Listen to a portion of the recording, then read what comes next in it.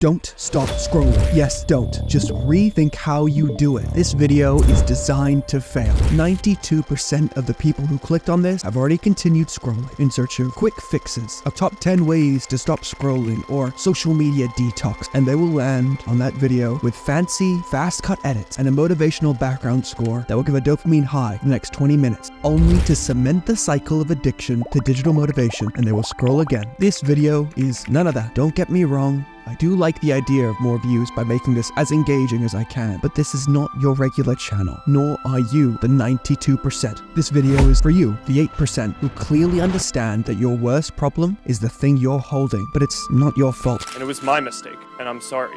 You don't realize it, but you are being programmed. You are fighting a battle against thousands of highly skilled engineers at work. Their only goal is to rewire your brain to open their app. The constant engagement has already led to habit formation, where checking social media has almost become reflexive. Breaking this cycle isn't just about willpower or detoxing in the traditional sense anymore, making this a real David versus Goliath battle. Every problem has an inherent solution. You just need to look really closely. I've done that for you, so watch this video to the end. No clicking away, no checking comments or opening another tab. I need you to focus on the following set of habits that can change your life both online and offline. Understand your triggers. When was the last time you didn't reach for your phone? You're probably watching this on your phone. Try not to get distracted by all the notifications or the urge to switch tabs. Think about what makes you pick up your phone and start scrolling. Is it boredom, loneliness, anxiety? Maybe a fear of missing out. Identifying these triggers can be eye-opening because it allows you to address the root cause of your behavior rather than just the symptoms. Because it's not about abstaining completely, but about finding a healthier balance. Knowing your triggers will help you deal with them. I found that boredom was my main trigger, so I started making YouTube videos instead. This not only keeps me engaged, but also shifts my role from a consumer to a creator. Curate your content.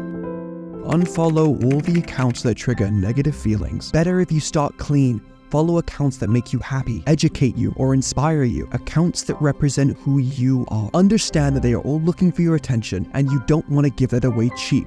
Make it scarce. This exercise will help you find content that matters to you and reduces clutter in your feed. The algorithm feeds on your behavior, so use that to your advantage by actively engaging in positive content. You'll find more of it. Here are a few accounts that I follow on Instagram and YouTube. Comment your list of positive creators. Practice mindfulness scrolling. Whenever you're launching any social media app, pause for a minute and think about why you're doing it. Set a clear goal for your scrolling session. Whether you're catching up with friends, getting inspired, or learning something, you become an active participant rather than a passive scroller when you pay attention. If your attention wanders or you find yourself scrolling aimlessly, take a deep breath.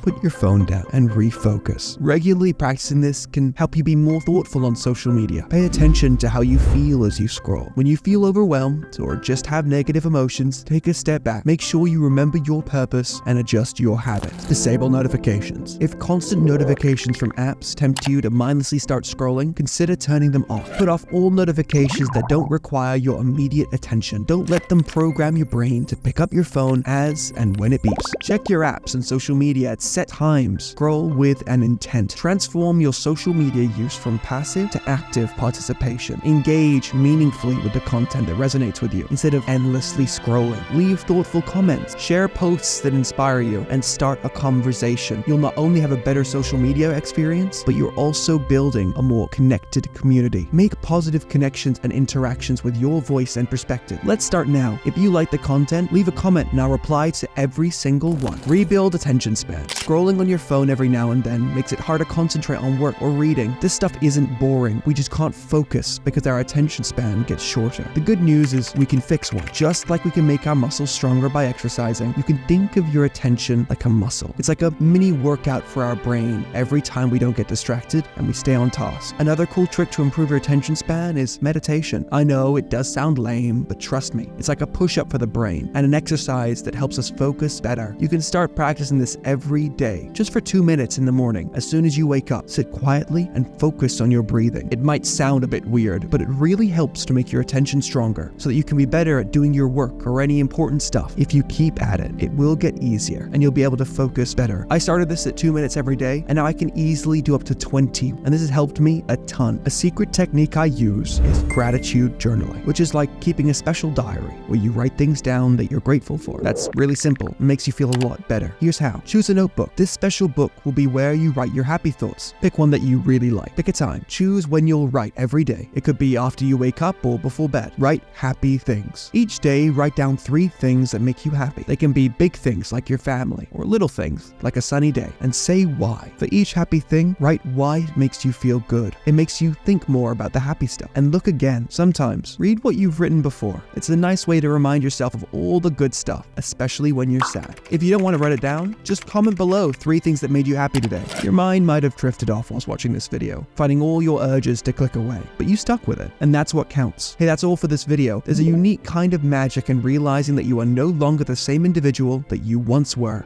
Rather, it's an evolution towards becoming the person you were always meant to be. Embrace the change, my friends. Embrace the change. Now get out of here. No more scrolling.